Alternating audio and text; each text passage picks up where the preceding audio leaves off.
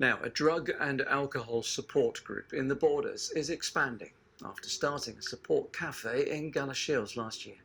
Borders in Recovery now has pop-up sites across the region, providing a safe space for people to meet and to support each other on the path to sobriety. Our reporter Isla Todd. A friendly face, a wee cuppa and a safe space to talk. These pop-up recovery cafes in the Borders haven't been open for long, but they're already making a difference.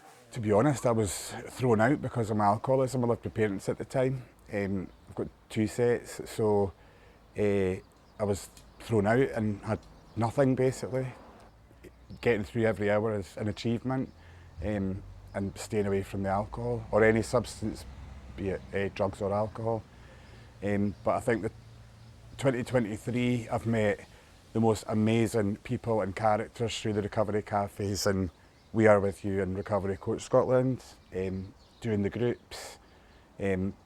It's such an inclusive and diverse bunch of people that I think if it wasn't that way I wouldn't still be in recovery.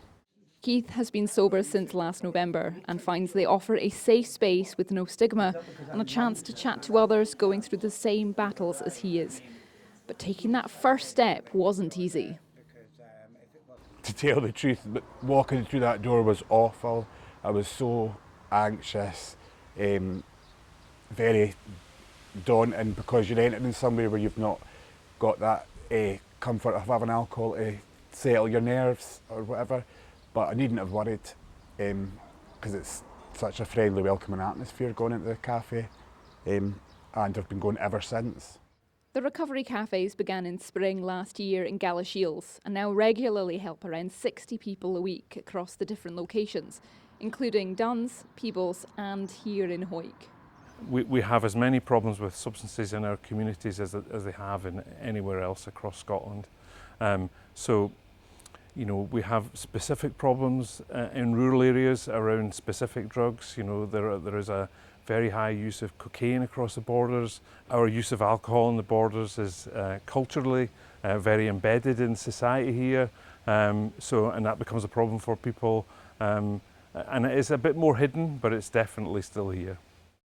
The latest data from National Records of Scotland shows in 2021 that 1,245 people died from alcohol-related conditions and 1,330 people died from drug use. And local data shows there is room for hope. I mean, what we're seeing now is that people are staying in treatment far longer, accessing the right support much quicker and getting onto medication that they need to, and that's a result of the government implemented medication-assisted treatment standards.